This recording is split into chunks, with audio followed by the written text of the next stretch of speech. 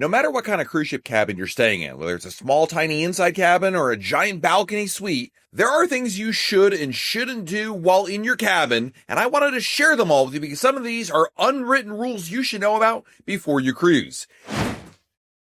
Hey everyone, it's Matt from RealCreamBlog.com. If you're like me, you never want to be that guy on a cruise ship. You know, that person that irritates everybody else, and in some cases, you're not even aware that you're that guy. After all, we're all on vacation, we're looking to have a great time, but you don't want to do anything that's going to cause issues for you, for your neighbors, or certainly for the cruise line and get you in any kind of trouble. Anyone new to Royal Caribbean might be curious what they should or shouldn't do to avoid mix-up later, and similar to that, in the same way that like when you're in a big city like New York, you should always walk on the right side of the sidewalk to allow people in a hurry to pass you, cruise ships have their own sets of rules you should follow. So today I wanted to share all the things you shouldn't do in your cabin, things you should do in your cabin, and things to avoid, so that way you don't irritate anybody. Number one, don't let your door slam shut. One common theme you're going to find in this video is noise abatement. So it's really easy to overlook your cabin door as a real issue here. Cabin doors are heavy and they slam shut if you let them go, which creates a really loud thud sound. Now, I don't think this is so much of an issue in the middle of the day because it's, well, the middle of the day, everyone's out and about. But if people are nearby or trying to sleep, it's that kind of noise that could certainly startle someone awake. So instead, slowly let the door close by holding it so it's not moving on its own. Now, this is really important if you have your balcony door open, because the balcony door and the hallway door, if you have them at the same time, creates a kind of wind tunnel. And if you let the hallway door slam shut, it's super loud. Now, I admit that I don't always follow this one. I sometimes forget about it. But when the door does slam shut, I go, oh, God, I was that guy. So try to really follow this consideration, especially if you're coming back to your room later in the evening. Something else you really don't want to do, no matter what kind of balcony cabin you're on, is scream to somebody else on another balcony. And this happens more often than you think. It seems innocent, but trust me, ladies and gentlemen, don't do it. So if you're standing on your balcony and you see your friend or someone you know nearby on another balcony below you or somewhere on the ship, don't yell to them. Firstly, your voice will not carry as far as you think from the balcony. There's a lot of competing noise, and I find it very difficult to hear somebody more than a few feet away because how your voice carries and just how open the area can be. Secondly, regardless if they hear you or not, your neighbors are definitely going to hear you. I'm always amazed how clearly what I say in a normal tone of voice can be heard on neighboring balconies. If you don't believe me on this, next time you have a balcony, go sit on there for a couple minutes and wait for somebody nearby just to have a normal conversation. Voices carry a lot more than you might think. So suffice to say, if you're yelling, it's going to be very amplified. Really, what you want to do is rely on like text messaging or a phone call to get their attention instead. I know, it's like your friend right down there. You want to wave to them. I get it, but it'll work better to use like a more conventional means of communication. And that way you won't be yelling like a Stone Cold Steve Austin bit from the early 2000s. What? Back and forth.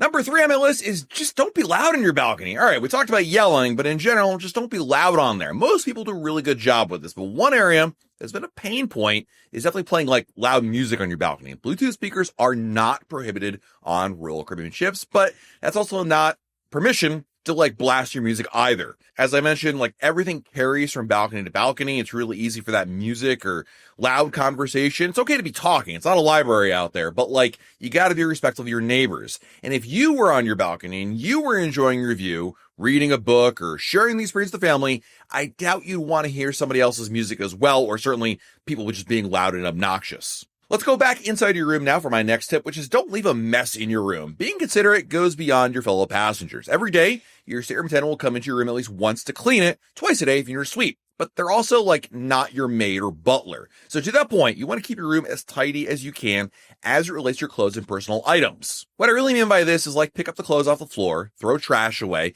and try to make it easy enough for your stateroom attendant to get in and service your room. Your stateroom attendant is there to clean the room, but not clean up after you or put your things away. Not only does this benefit your stateroom attendant, but it also ensures that you can fully utilize your room because there'll be less clutter all around.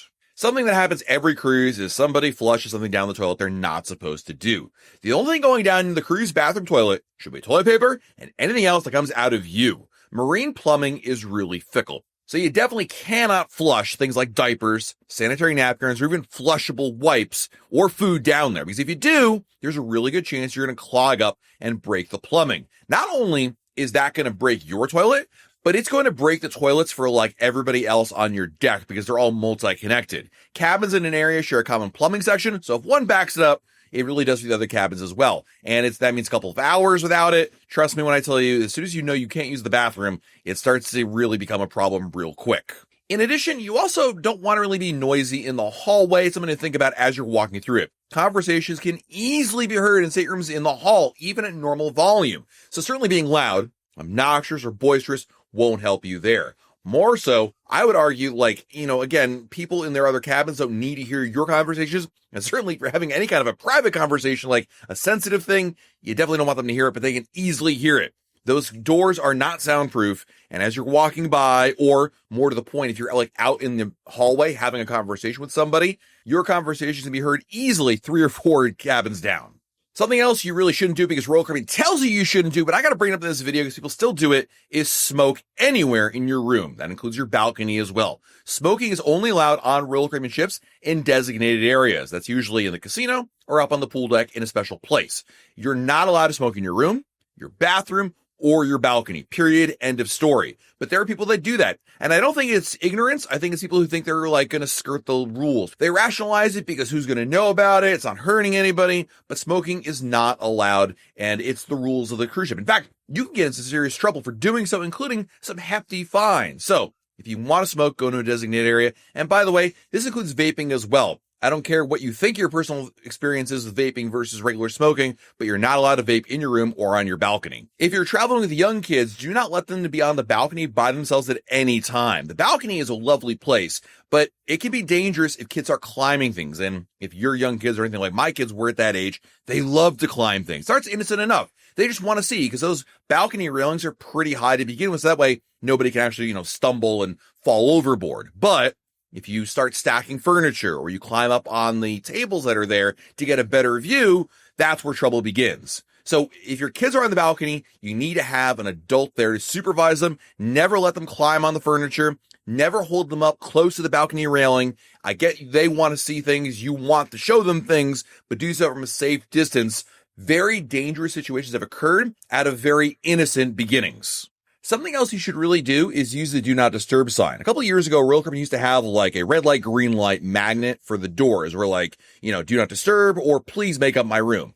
But recently, Royal Caribbean got rid of those. And all they have now is a do not disturb magnet. I'm guessing people just didn't understand it or it was too complicated. I don't know. But regardless of that, the do not disturb magnet is more useful than you think. I cannot tell you how many times I have thought, you know what?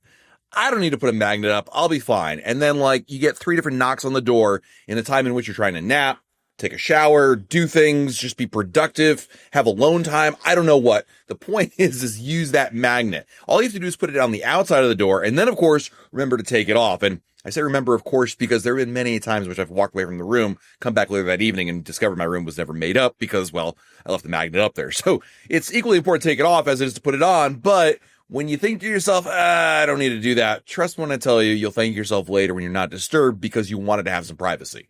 If you happen to be staying in a room that has an interior facing cabin, something that's like a Central Park view room or a boardwalk view room or even a Royal Promenade view room, these are cabins that face inwards instead of outwards.